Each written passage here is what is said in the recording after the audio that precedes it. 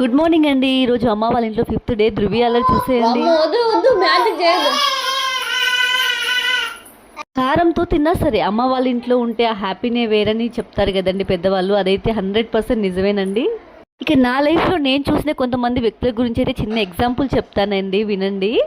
ఇద్దరు వ్యక్తులైతే ఒక ఊరు వెళ్తూ ఉంటారండి. మధ్యలో చాలా ఎండ కొడుతూ ఉంటుంది. ఇక పక్కనే ఉన్న ఒక చెట్టు నీడన పోయి కూర్చుంటారు.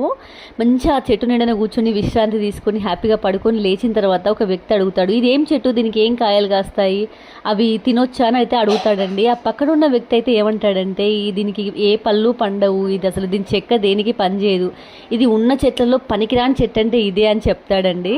అంత ఎండ నుంచి చల్లటి నీడనిచ్చి అంత మంచిగా చూసుకుంటే ఆ చెట్టుని వాడు ఎంత మాట అన్నాడో, మనుషులు కూడా అంతేనండి. అన్ని హెల్ప్లు చేయించుకుంటారు, మనతో అన్ని పనులు చేయించుకొని అసలు మీరెంత, మీతో మాకేం పని అన్నట్టుగా బిహేవ్ చేస్తారండి. అసలు అలాంటి వాళ్ళని ఎంత దూరంగా ఉంచితే అంత మంచిది. మీ లైఫ్లో కూడా అలాంటి వాళ్ళు ఉంటే కామెంట్లో చెప్పేయండి. బాయ్.